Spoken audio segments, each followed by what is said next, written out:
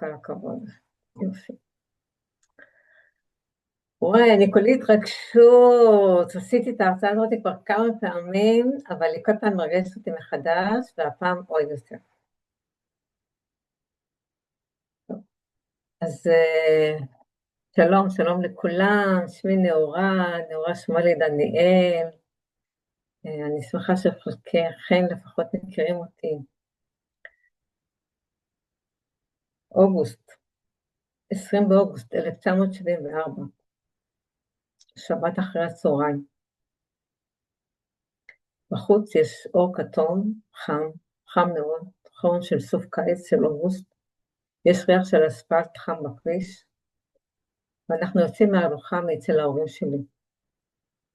אנחנו יושבים במכונית, אני נשואה 20 יום, ופתאום, בלי שום אזהרה, אני עדיין לא מצליחה לקלוט, כי עדיין יש את הריח של האוכל והעוגת קוקו שהייתה בארוחה, ופתאום בלי שום אזהרה,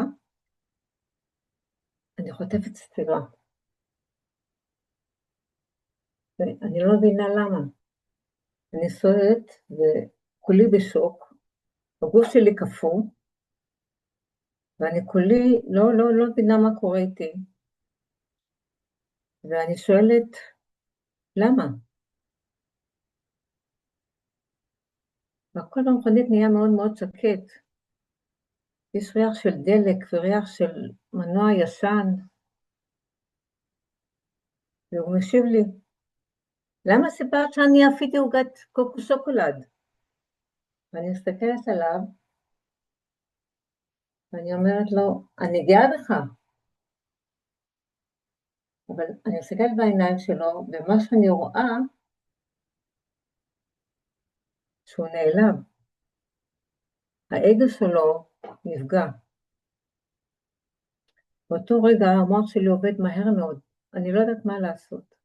אני יודעת רק דבר אחד, שאני חייבת להציל את עצמי באותו הרגע. אבל הגוף שלי קפוא, אני מרגישה שאני לא יכולה לזוז.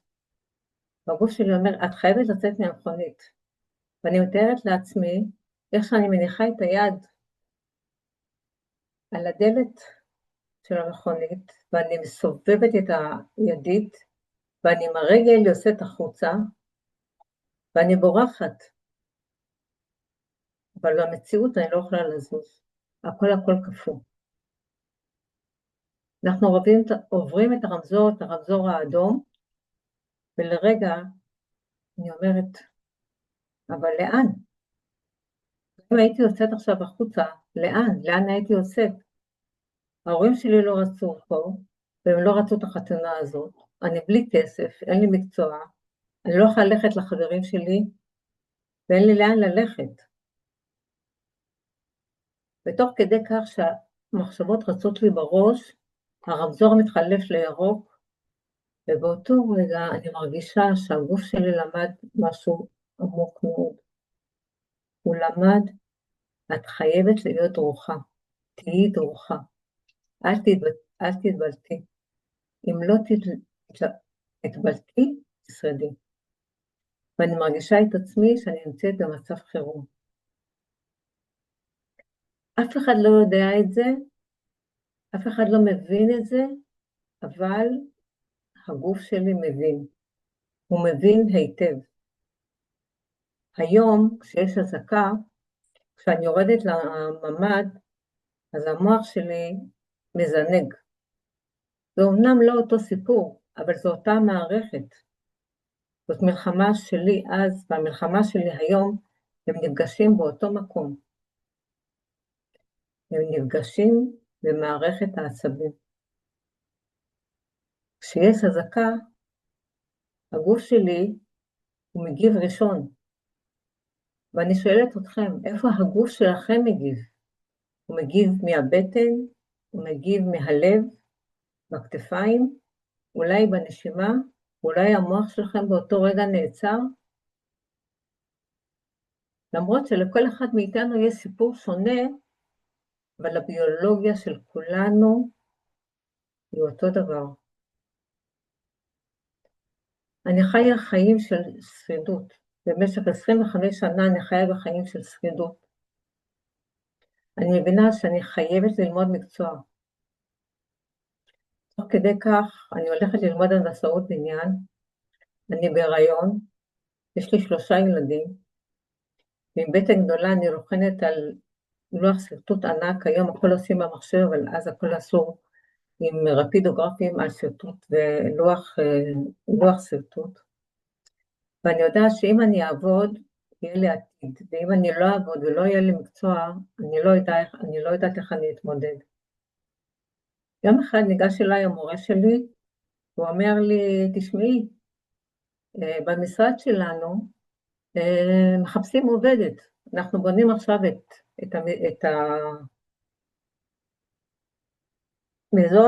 אנחנו בונים את שדה התעופה של הצבא בנגב. אני כל כך שמחה שאני אוכל ללכת לעבוד, שיהיה לי כסף, שאני אוכל לפרנס את עצמי. אני הולכת, אני עובדת, והמשכורת הראשונה שלי, אני משלמת 80% מהמשכורת למעון. אבל אני אומרת לעצמי, אין בעיה. תעבדי ולאט לאט תתפתחי, וכך אני עושה את זה. בחלוף הזמן, הפרויקט נגמר, וניגש אליי המהנדס, הוא אומר לי, נאורה, אנחנו מפטרים את כל העובדים. אני מסתכלת עליו, ואני אומרת, מה אני אעשה? אל תשכחו שזה היה שנות ה-80, זה היה אחרי מלחמת יום כיפור, המדינה הייתה במצב כלכלי מאוד מאוד קשה, הפסיקו את כל הבנייה בארץ, וזה לא רק אני מפוטרת, כל האנשים מפוטרים. אני הולכת למשרד העבודה, ויש שם תור ארוך של אנשים, ואנשים עומדים ומקבלים מספר, ומחכים לקבל עבודה, וכולנו מקבלים עבודות זמניות, עבודה לשבוע, לשבועיים, לחודש, חודשיים. אני מקבלת עבודה להחליף מישהי ל3 חודשים, בגלל שהיא יצאה לחופשת לידה, ואני לא מוותרת, ואני ממשיכה. ואני באה הביתה, ואני מספרת לבעלי, אז הוא אומר לי, אל תעבדי, תישארי בבית, תשמרי על הילדים, ואני אעבוד. ברגע שאני שומעת את זה, אני רק שומעת את זה, שהוא אומר לי, אל תעבדי, אני מחייכת אליו חיוך ציני, אבל בפנים אני מרגישה שזוהי מלכודת, שאם אני אפסיק לעבוד לא יהיה לי כסף. אני מחייכת אליו ואני ממשיכה. הימים האלה ימים מאוד מאוד מאוד מאוד קשים. מבחוץ אני נראית חזקה, אבל אני בפנים מאוד מאוד דרוכה.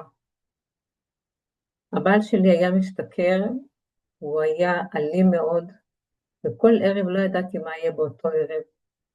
וכל ערב ידעתי, לפי זה הייתי שומעת את הרעש שלו במדרגות, את הצליל של מפתח בדלת, הייתי יודעת איך יעבור הלילה. והבנתי שאני חייבת לשחות בתוך התקופה הזו. זו הייתה תקופה לא פשוטה. וידעתי שאני משלמת מחיר. כמה מכם מכירים את התקופה הזאת שחייבים להיות חזקים, כי אין אופציה אחרת, כי אין ברירה. ואז אמרתי לעצמי, את לא יחידה, יש בטח עוד נשים כאלה. באותה תקופה אני מקבלת מיגרנות מאוד מאוד חזקות, ויש לי חבר מאוד חשוב בתוך התיק שלי, וזה בקבוק של אופטלגין בנוזל. אני משתמשת בו כל הזמן. אני משתמשת בו כי אני בטוחה שאם אני לא אשתמש בו, הכאבי ראש שלי רק ילכו ויעלו. ואני בטוחה בכלל שאני חולה, שהמיגרנות שלי זה בעצם מחלה. יום אחד אני הולכת למישהו שמטפל עבודה בגוף, והוא אומר לי, נאורה, את מייצרת את הכאב ראש שלך. אני מסתכלת עליו, כולי בשוק, אני כל כך כועסת, אני מניחה את הכסף על השולחן, ואני יוצאת משם. ממש הרגשתי שאני נעלבת. באותו רגע נעלבתי, אבל אחר כך התחלתי לחשוב מה זה בעצם הדבר הזה. למה בעצם הוא אמר לי את זה? ואני מנסה להבין. אני הולכת ללמוד כל מיני שיטות, אני לומדת ריקי, אני לומדת שיטת TMS, שהיא עבודה שהיא לומדת איך מתח רגשי מתבטא בגוף, אני לומדת NLP, אני לומדת EMR, שזו עבודה של עיבוד זיכרונות דרך תנועת עיניים, אני לומדת את שיטת החשיפה של פרופסור פואה, של איך מערכת העצבים לומדת להיות בתוך סכנה, אני לומדת ייעוץ, זוגי, גישור, טראומה, ניהול משברים, ועוד קורסים, ואני לא עושה את הקשר בין הכאב ראש שלי לבין המצב והלחץ שאני נמצאת בו. אני עובדת בפקולטה לרפואה במשך 24 שנה, והחדר שלי היה ליד חדר של הדיקן. אני רואה כל מה שהרופאים מלמדים, הם מלמדים מה זה מחלה, איך מזהים מחלה ואיך מרפאים את המחלה הזאת. הם בכלל לא מתייחסים לבן אדם. ושם בעצם מתחילה המנהיגות שלי. אני מחליטה לחקור את הגוף ולראות איך יוצאים ממצב חירום. והמיגרנות שלי לאט לאט נעלמות. לא היה קסם, זו הייתה הבנה. הייתה הבנה מה קורה בגוף שלי, מתי שאני נמצאת במצב של מתח מתמשך. בכל תא בגוף שלי, בכל תא של כל אחד מאיתנו, יש תאים שהם מנועים קטנים שהם מייצרים את האנרגיה. וכשאנחנו נמצאים בדריכות של שנים, המנועים האלה, התאים הקטנים האלה, עובדים בלי הפסקה. וכשאין מנוחה, אין להם אפשרות להתחדש. אז זה לא שאנחנו מזדקנים, אנחנו יותר מדי, בראש שלנו יש יותר מדי טאבים פתוחים. יש כל כך הרבה תאים שהם פתוחים בתוך הגוף שלנו, שהמוח שלו קשה לו להתמודד איתם. וגם היום יש אזעקות, אנחנו שומעים חדשות, יש לנו דאגות, כל זעקה היא פיצוץ קטן במוח שלנו. התחושה היא שבעצם זה רגעי, שהגוף שלנו יתאושש, ואולי עוד חודש, חודשיים זה יעבור, אבל זה לא. המצב הזה של המלחמה נפסק, הוא נגמר, אבל הגוף שלנו ממשיך להיות דרוך. והחוסן הזה זה לא פחד. חוסן זה בעצם לחזור, לשבת אחרי ההזקה, רגע לתת לגוף שלנו לנוח, לחזור למצב הבסיסי שלו, ולהמשיך את היום-יום.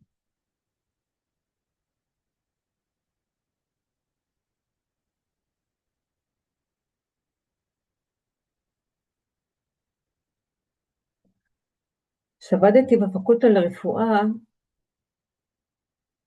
עבדתי ליד החדר של הדיקן. והכרתי שם את כל האנשים, עבדתי בחוג לרפואת המשפחה, עבדתי בחוג לרפואת תקופה, רפואת עיניים, רפואת אף אוזן וגרון. הכרתי את כל מנהלי המחלקות של כל בתי החולים באזור גוש דן. יום אחד הבן שלי היה בסביבות, היה לו 11 חודש והיה לו חום גבוה. זה התחיל מ-38 והוא טיפס עד לחום של 42 מעלות, והחום לא ירד, וכל מה שעשינו, החום לא ירד, קיבל אנטיביוטיקה, שום דבר, לא יורד. והרגשתי מצב של חוסר אונים. הגשתי לרופאת המשפחה, לרופאת ילדים, ואמרתי לה, תשמעי, אני לא יכולה יותר לחכות. היה כבר יותר משבוע שהחום שלו היה גבוה. אני הולכת לבית חולים. היא אמרה לי, לא, לא צריך, וזה. אמרתי לו, את חייבת לתת לי הפניה לבית חולים. אז היא אמרה לי, טוב, לפני שאת הולכת לבית חולים, נעשה בדיקת דם. עשינו באמת בדיקת דם, ובבדיקת דם התברר שיש לילד דלקת. ואז היא השתכנעה ושלחה אותי לבית חולים, הגעתי לבית חולים, ובבית חולים ביום הראשון מגיע פרופסור בויקס, ואחריו יש סדרה של סטודנטים, כולם מכירים אותי, מחייכים אליי חיוך קטן כזה, ופרופסור בורקס מדבר מעליי, הוא בכלל לא מתייחס אליי. מתייחס על המחלה, על התרופות, הוא מסביר לסטודנטים מה זו המחלה הזאת, ואליי הוא לא מתייחס, אני מחזיקה את הילד שלי עם 42 מעלות, אבל שום מילה, שום התייחסות אליי כבן אדם, אני לא מקבלת ממנהל המחלקה שהוא רואה אותי, כל הזמן רואה אותי באוניברסיטה. עובר יום, עובר יומיים, עוברים 3 ימים, וזה אותו דבר. ביום השלישי אחרי הצהריים, בערב זה היה בסביבות השעה 7, מגיע אליי רופא שאני לא מכירה אותו, והוא אומר לי, שלום, היום אחרי הצהריים הייתה ישיבה, וקרסו לו בקשר לבן שלך, והתברר שיש לו דלקת שיושבת לו על הירך, וכל התרופות שאנחנו נתנו לו לא עוזרות, ואנחנו חייבים לנתח אותו. והיום בלילה, בשעה 10 אנחנו ננתח אותו. אני הרופא, ואני אנתח אותו, ואני הולך עכשיו לישון, ובשעה 10 נפגש בחדר ניתוח.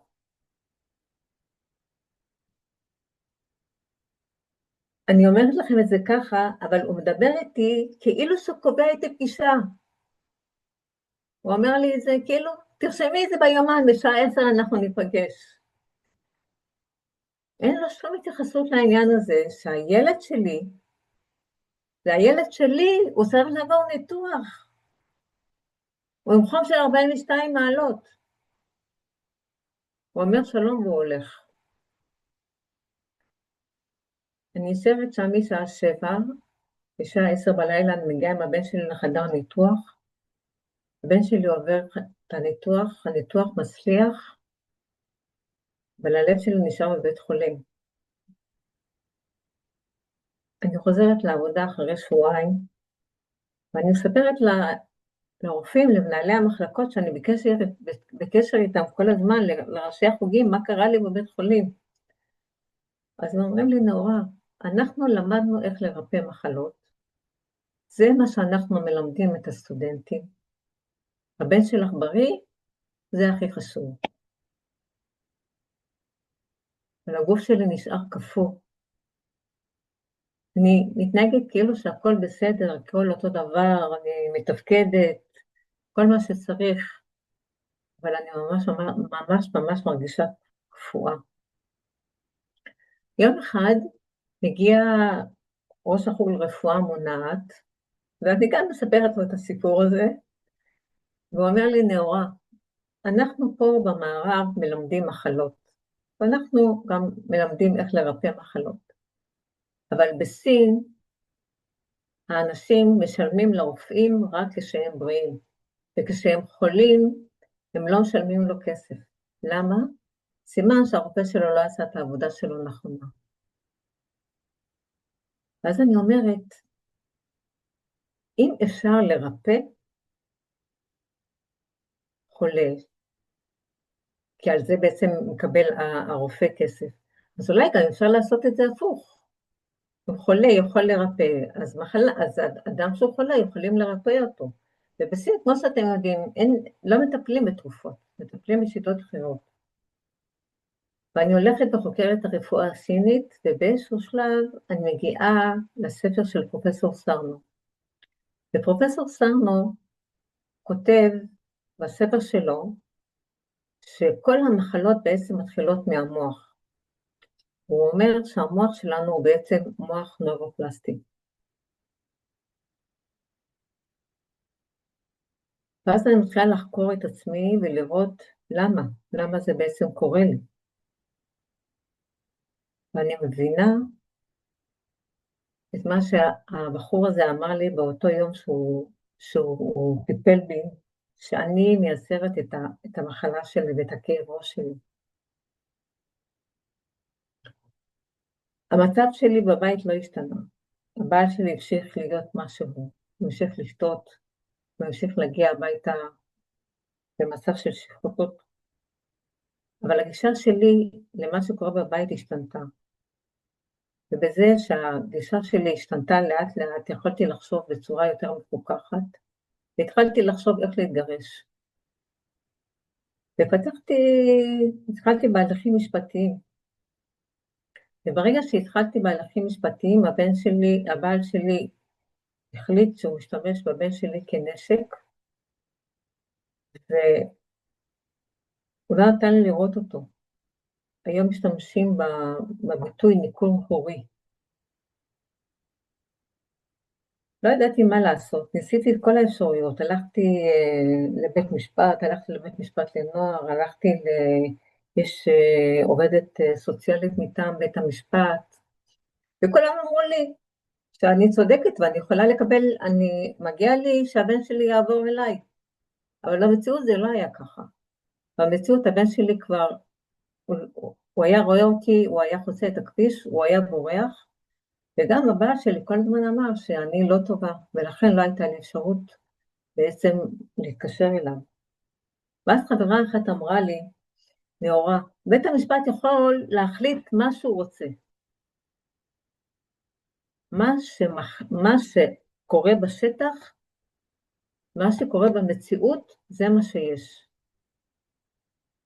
ואם הבן שלך לא יוצא לראות אותך, זה לא יעזור כמה בתי משפט, כמה שתנצחי בתי משפט.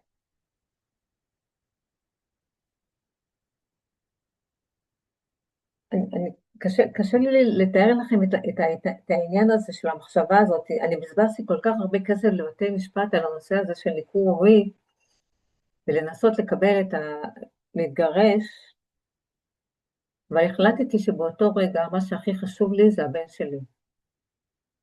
והלכתי וביטלתי את כל ההליכים המשפטיים. ואתם יודעים מה קרה? למחרת בבוקר, הבן שלי בא ודפק לי על הדלת של הבית, הוא אומר לי, אמא, אפשר לבוא לשחק עם קוקולה? קוקולה זו הייתה הכלבה שלנו. ואני פתחתי את הדלת ונתתי לו להיכנס. אז אומנם לא קיבלתי גט באותה תקופה, קיבלתי גט רק אחרי 2 אבל דבר חשוב מאוד קרה שהתקשורת שלי עם הבן שלי היום היא הרבה יותר טובה מאשר אם הייתי ממשיכה להילחם. אני רואה היום מגיעים לקליניקה או בקבוצה של ניכור הורי, הורים שנלחמים והילדים שלהם הופכים להיות מורעלים והם לא מצליחים לתקשר עם האמא או עם האבא. בכל משפחה זה דבר אחר. ואני רואה עד כמה אחד מבני המשפחה מאוים מהצד השני, ואיך הנשק הזה שמשתמשים בילד הוא כל כך נורא. אני מפסיקה רגע פה את ההרצאה ואני אספר לכם משהו שקרה לי השבוע. הבן שלי הוא בן 42, הוא לא התחתן, ואחד הסיבות שהוא לא התחתן זה בעצם הפחד שלו שהוא יתחתן, המערכת היחסים שתהיה לו, זה תהיה לו כמו שקרה, כמו שלי ושל אבא שלו. ולפני כמה זמן הוא הכיר מישהי, והוא לא סיפר לי, לא סיפר לי, לא סיפר לי, לא סיפר לי. ויום אחד זה היה פורים, והבן דוד שלו נפטר, והלכנו לבית קברות, ואני רואה אותו שם עם בחורה, ואני מופתעת לגמרי, כי הוא כבר בן 42, לא, כל השנים האלה הוא לא יצא עם אף בחורה. אז הוא בא אליי, ניגש אליי ואמר לי, אמא, תקשיבי, הוא שרון. הייתי בשוק באותו רגע, חייכתי ואמרתי נעים מאוד. השבוע הוא התקשר אליי ואומר לי, אמא, שנה מאז שאני עושה עם שרון. אני אומרת לכם את זה ואני מאוד מאוד מתרגשת, כי אני יודעת מה היה קורה אם לא הייתי מבטלת את כל ההליכים המשפטיים האלה, והבן שלי היה ממשיך להיות מנוכר אליי. הסיכויים שהוא היה בא אליי והיה מספר לי את זה, או הסיכויים שהוא היה מצליח ליצור מערכת יחסים חדשה, אני לא יודעת לא יודעת, אני חושבת על זה, לא יודעת אם היא הייתה מצליחה. אז אמנם זה היה רגע מאוד מאוד פשוט לפתוח את הדלת ולתת לו להיכנס, ואני מבינה את זה שאני כבר לא שורדת, אני חיה, ויש לי כבר תחושה שאני מתחילה לחיות עם ביטחון טיפה יותר קצר, יותר קצר, יותר קטן, מתחיל להיות איזשהו ביטחון, שאני יכולה לנשום,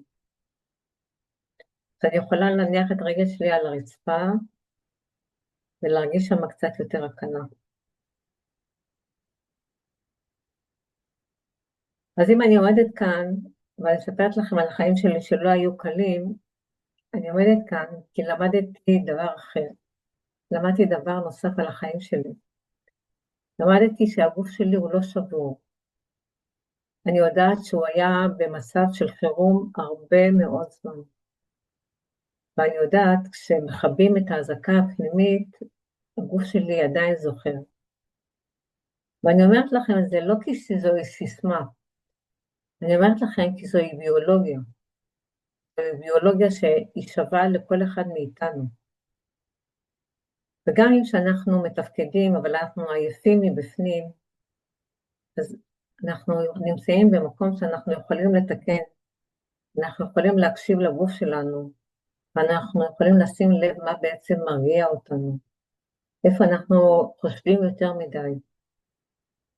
אנחנו לומדים שאפשר ללמד את הגוף, לרדת מהדריכות הזאת ולהיות במצב של רגיעה.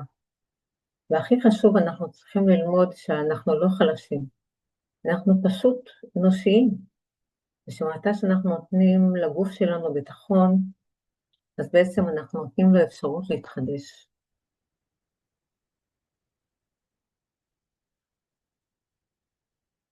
אז מה שאני עושה פה בעצם בקליניקה שלי בזמן האחרון, מגיעים אליי אנשים עם ניכור הורי, ומגיעים אליי בזמן האחרון נשים שעברו טראומה שהם הרבה פעמים לא יודעים להסביר אותה. אבל הם יודעים שלא טוב להם, הם יודעים שיש דברים שהם לא מצליחים לעשות. הם מבינים שהם רוצים לעשות דברים שזה לא מסתדר, והם לא יודעים למה. אז אחרי שאנחנו בודקים את זה, ושאנחנו רואים מאיפה זה בא, אז הם מבינים שבעצם הם עברו טראומה.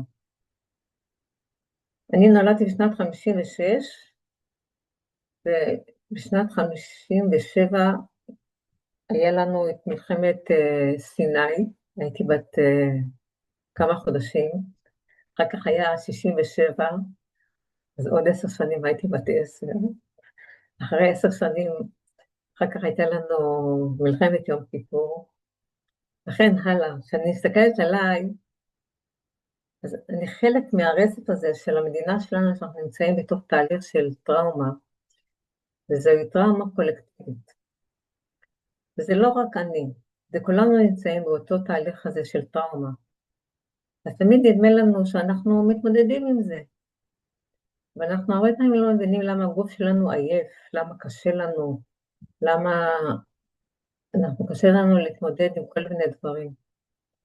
יש שם תהליך ביולוגי, זה שאנחנו לא מאפשרים לתאים שבעצם תפקיד שלהם ליצור אנרגיה, הם עובדים כל הזמן, כל הזמן, וגם שהסכנה עוברת, אנחנו עדיין ממשיכים לשמור על המצב הזה, ואנחנו לא מאפשרים לתאים האלה להתחדש, ולכן אנחנו עייפים. אז זה בעצם מה שאני עושה. אני מלמדת אנשים לנוח, אני מלמדת אנשים לקחת את הטראומה הזאת ולפרק אותה, ולהכיל אותה, ולהכניס אותה לתוך התאים שהמוח שלנו מייצר לנו בתוך המוח. ואני בטוחה שעכשיו בזמן המלחמה, זה בעצם מדבר לכל אחד מאיתנו. כל אחד מאיתנו מרגיש איך הוא מגיב להזקות, למלחמה, למה שקורה איתנו. זה בטח פוגש אותנו לא רק במצב הזה של המלחמה, זה גם פוגש אותנו בכל מיני מצבים אחרים בחיים שלנו. ואנחנו יכולים לזהות איך הגוף שלנו מתמודד עם הדבר הזה. אז אני אוהבת אתכם. ואתם יכולים, עידו, אתה יכול לפתוח את המיקרופונים. הם יכולים לפתוח בעצמם. אז הנה כל אחד יכול לפתוח. ואני אעשה את עצמנו במצב של רגע, אני אחזיר אתכם. גלרי. החזרתי לגלרי. יופי. קודם כל, תקשיבי, תודה על השיתוף, זה לא פשוט. וואו, זה מה שיש לי להגיד, זה כאילו, כמה השראה, וואו, וואו, וואו. וואו. זה לא פשוט. איזו אישה גיבורה. וואו. את התחתנת ממש צעירה, נאורה, נכון? 18, אני לפי בת 18. החישוב, אנחנו, סך הכל את יודעת, צעירה ממך בשנה, לא... הייתי נשואה 20 יום. יאללה. ובן כמה היה הבן כשהוא דפק בדלת? הוא היה בן 6, 5. וואו. והיית עם אותו בעל כל השנים האלה עד שהתגרשת? הייתי 25 שנה איתו. רוב השנים היו שנים מאוד מאוד קשות, היו שנים שהן היו קצת יותר טובות, אבל רוב השנים היו שנים מאוד מאוד קשות. והילדים ידעו מה קורה בבית? הם חיו בבית. לא, אבל הם היו מודעים לזה שהוא אלים? כן. וואו. יום אחד הוא הרביץ לילדים. וואו. הזמנתי משטרה. הזמנתי משטרה. אז המשטרה באה, ואמרתי לו, לי אתה יכול להרביץ, אבל הילדים אסור לך לגוע בהם. אוי אוי אוי. זו הייתה פעם אחת היחידה שהרביץ להם, הוא יותר לא הרביץ להם. הוא מאוד פחד מהמשטרה. הילדים בקשר איתו היום? עכשיו הוא נפטר לפני איזה 15 שנה. אבל אחרי שהתגרשנו, הייתי בקשר איתו. אחר כך הוא נעשה חולה, הוא היה חולה דיאליזה. אבל היה מאוד חשוב לי בשביל הילדים, שיהיה להם קשר עם אבא שלהם. אז הייתי נותנת את המכונית, שיקחו אותו לעשות דיאליזה, הייתי מבשלת והייתי שולחת את האוכל עם הילדים. הייתי נותנת כסף, שיהיה לו כסף. וואו, וואו, וואו. כל זה בגלל שהילדים יראו את הדוגמה הזאת? כל זה למען הילדים? היה מאוד מאוד חשוב לי שהילדים ילמדו את הדוגמה הזו. ואחר כך היו שנים שהוא היה צריך רופאים, אז כל הזמן דאגתי שיהיו לו רופאים טובים, שיטפלו בו, והוא היה צריך להיכנס לבית חולים לשיקום, ברעות.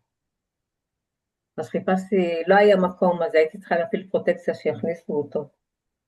את צעדת אותו כל הזמן, למרות כל נכון. למרות... סעדתי אותו, אבל כבר לא חייתי איתו, וזה כבר היה ממש ממש משמעותי. כאילו יכולתי לעשות את הדברים מהמקום של בחירה, ולא מתוך מקום של, לחיות בתוך מקום של אלימות. פחד, כאילו, כן, הבנתי. זה כבר לא היה מפחד, זה היה מבחירה ובשביל הילדים, גם לדעת למה. את שואלת אותי למה? אני אומרת שידעת למה. כן. זה היה עבור הילדים, את אומרת, הבנת את המשמעות של הקשר עם אבא שלהם. אבל זו הייתה בחירה מרצון. זו לא הייתה בחירה, זו הייתה בחירה מתוך החלטה מודעת. מאילוץ או כאילו לית ברירה. ולא מתוך, כן, לא מתוך האוטומט, כמו שאני קורא לזה. זה לא מתוך ההישרדות שלך. אבל עדיין, אני לא יודעת אם כל אחד היה מצליח. בדיוק לא, אחרי כל כך הרבה שנים. כמה אנשים היו עושות את זה, כאילו באמת, אצילות, גדלות נפש, רוב האנשים שאני מכיר לא היו עושים את זה. לא. נכון. אני שמחה בדבר אחד, שיש לי היום 3 ילדים שהם בריאים בנפשם. זה הכי חשוב. בדיוק. אני חושבת שהצלחתי לאפשר להם את הביטחון הזה, את עמוד השדרה הזה. את הסנטר. שנתתי. וגם אני חושבת על זה שאם אני לא הייתי שם, אז זה לא היה בשבילם. אם אני הייתי מתמוטטת, יכולתי להתמוטט, יכולתי ליפול, אבל הבחירה שלי לא להתמוטט ולא ליפול, אלא להיות שם בשבילם ולהראות דוגמה של יציבות, זה משהו שבעצם אפשר להם להיות מה שהם היום. היום יש לי בת שהיא מהנדסת בתעשייה האווירית, וכל מה שאתם רואים בשמיים, כל הפיתוחים האלה עוברים דרכה. זה צוות, אבל היא אחראית על הצוות הזה. כל המכירות הענקיות האלה שהמדינה, התעשייה האווירית מוכרת, אז היא נמצאת שם בתוך המקום הזה. יש לי בת שהיא מנהלת בית ספר, ויש לי את הבן הזה, כמה שזה קשה, אבל הוא מהנדס, ואומנם הוא לא עובד, אבל הוא כן מצליח באיזשהו אופן לפרנס את עצמו. וזה טוב, הוא הצליח ללמוד, הוא הצליח להוציא תואר מהנדס, הוא הצליח שתהיה לו בת זוג, הוא הצליח. כל ילד הוא עם קצר אחר גם. איזה כיף שאת רואה את ההצלחות שלו, זה פשוט מרתק. וואו. מהמם. כן, ויש את התופעה הזו של הניכור ההורי כל כך, אני מכירה מסביבי, אמנם כאילו הפוך, שהאבות לא רואים את הילדים. ממש כמה שנים, אני מכירה איזה 3 כאלה. כן. אני גם מכירה מקרוב, ואני מכירה משפחה שהילדים גדולים. כן, גם אני, גם הילדים כבר היו פה 118, שהילדים גדולים. לא מבינה את זה. כמה כן, שהאמא תראי גם לה זה- כשהם קטנים, באיזשהו שלב שאתה עובר את הגיל 18, או 19, 20, לא אמור להיות לך שכל משלך לא, קצת להגיד. לא, אבל זה מה הדס. שהם אבל רגילים. זה לא הם יושב יודעים על משהו זה, אחר. הדס. כאילו, זה יושב על הלכתי- מקום שבו אם יש מישהו שמסית אותך, ואני רגע, אני חייבת רגע, שנייה, סליחה, אני לוקחת את המושכות ואני רוצה רגע להגיד משהו. בתור, את אומרת לילדים, בני 18, יש שכל, אני לא יודעת אם אתם מכירים את הסיפור שלי, אולי רובכם לא, אבל גם אני ניכרתי את ההורים שלי. אני הייתי בת 18 וחצי שניכרתי את ההורים שלי. אני ניכרתי את כל המשפחה שלי. אבל היה מי שידע להגיד את המילים הנכונות בשביל שזה יקרה. אז אין לזה גיל, יש לזה איפה אנחנו נמצאים באותו רגע בחיים שלנו. ואין ספק שבזכות מה שעברתי אני שמחתי ואני נמצאת במקום שאני נמצאת בו היום, ואני רגע אסגור לכם את המעגל, כמו שאתם כבר יודעים, כאילו המשפחה שלי היום מאוד מאוחדת ואני ככה עם המשפחה שלי. אבל אין לזה גיל. אין לזה גיל. יש איך תדע זה לך. שעובר לך על המוח ועד כמה אתה בטוח במקום שלך, ואם אתה לא בטוח, בקלות אפשר לערער לך אותו. וואו. כשמצליחים לשטוף אותך, לעשות לך את השטיפת מוח הזאת, אין לזה, זה לא נגמר. יש גם מצב שזה לא יעבור. אני מכיר כאלה שעשו להם את זה בתור ילדים, והם לא מדברים עם אמא או עם אבא עד היום, אני מכירה, כבר מבוגרים. זה מטורף. אני כן יכולה להגיד לכם, בקליניקה שלי יש לי כמה כאלה, וגם עכשיו יש לי קצין שיש לו 2 פלאפלים כאלה על הכתף, כן? גן אלוף. גן אלוף. והוא גם עבר ניכור הורי, עם אשתו ועם הילדים שלו, והיום הוא נמצא בקשר איתם. הוא היה שם במקום מאוד מאוד פגוע, שהוא לא יכול היה להתמודד עם הבעיה הזאת. הוא מתמודד עם דברים אחרים בחיים שלו, בעבודה שלו, בצבא, ועם זה הוא לא יכול היה להתמודד. נדמה לי שזה 8 או 9 מפגשים, שהוא שיפר את מערכת היחסים שלו עם הילדים שלו. מדהים. אז אם עוברים תהליך בתוך הדבר הזה, נכון. ואם חוזרים לביטחון שיש לנו, ואתה פועל לא מתוך מקום של פחד והישרדות, ושאני לא בסדר, וזה תהליך שעוברים, זה תהליך שעוברים עם הטראומה, אפשר לשפר את מערכת היחסים. ומי שרוצה, זה אפשרי. ואני אומרת לכם, זה גם קרוב גם אני בעצמי עברתי את זה, וגם אנשים שנמצאים פה בקליניקה, אני יודעת שזה אפשרי. אני יכולה להוסיף משהו, נאורה? בשמחה, זה המקום. אני מאוד מזדהה עם מה שאמרת ומה שסיפרת. אמנם אני לא עברתי את זה במקום הזה, עברתי את זה ממקום אחר לגמרי, מילדות. ואחד הדברים שאני היום אומרת וחיה את זה, זה קודם כל המערכת היחסים עם עצמך. דבר ראשון, לייצר מערכת יחסים עם עצמך. ושם בעצם זה מתחיל, שם זה מתחיל האמונה עם המחשבות, ואני כל כך מזדהה עם מה שאמרת על הנושא של המוח. במקרה, בעלי היה חולה במוח, שקיבל את הגידול במוח, ואז רצף של דברים שקרו מהמוח. אני ממש מצטערת לשמוע. אז אני אומרת שזה הכל תלוי בחשיבה, וזה נכון, המוח יש בו את המקום הזה שהוא מייצר את הדברים האלה, אני אומרת. אבל בסופו של דבר זה מערכות יחסים שלנו עם עצמנו. וזה לא פשוט לראות את זה. זה לא פשוט בכלל, אבל זה אפשרי. אני יכולה להגיד שאני עשיתי את זה. אחרי 12 שנה, זה אפילו לא 12 שנה, 35 שנה. לא ראיתי את עצמי. זה לא פשוט. שמחה שהגעת למקום שהגעת היום. כן, אז אני נורא מזדהה עם מה שאת אמרת, וזה ממש נכון. נורא, תודה. תודה לכולם על השיתופים. וואו. אני אומרת שבשלב הזה, כל מי שעבר משהו היום, כל אחד מאיתנו, שעבר משהו מסוים בעבר שלו, ויש לו את היכולת, הוא קיבל בעצם סוג של שליחות, להעביר את זה הלאה, לאותם אלה שקשה להם לשחרר, לנתב את עצמם למשהו אחר. אני יכולה להגיד שעידו, בסדנת צילום שלו, שהייתי לפני שבועיים, מתי זה היה? שישי לא האחרון, לפני שבועיים, שבוע וחצי. מה שאני יצאתי מהסדנה זה שהוא אמר משפט שככה נחרט לי בראש. פשוט להסתכל על כל דבר בנקודת מבט אחרת. בנקודת מבט אחרת. וזה המקום הזה של לייצר כמו שאת אומרת נאורה, את המוח.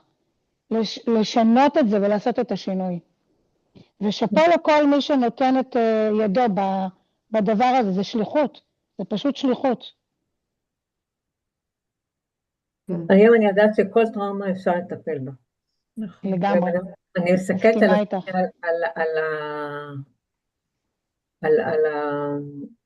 על התהליכים שעברתי בחיים שלי, ועל הטראומות שעברתי בחיים שלי, ואני יודעת שאם לא הייתי מטפלת בהם, אז הייתי במקום אחר.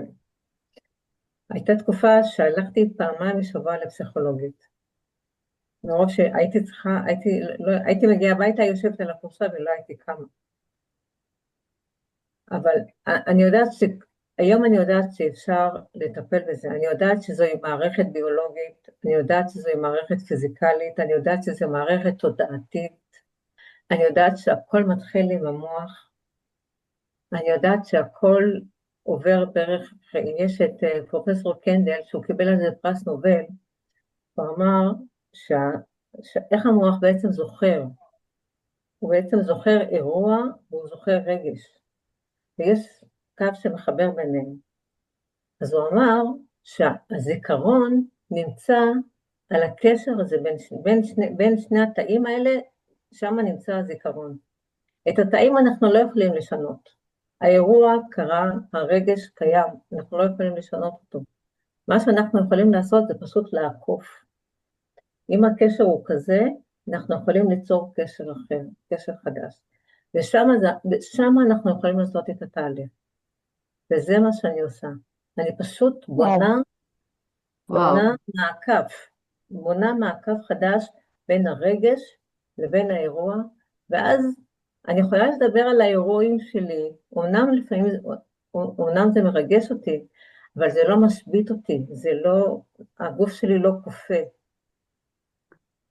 הגוף שלי כבר להסתכל על זה בצורה שונה, נכון. עושה לי צמרמורת, נאורה, כשאת מספרת את זה, אני עוברת כרגע צמרמורת, כי זה סגירת מעגל למשהו שאני עברתי אותו, לא אני באופן אישי, עברתי את זה לצד בעלי, נכון? שהיה לו פירקוסים במוח, מלא. שאת מדברת על החוטים, ב- שזה ישב לו על האזור המגדלה, נורא.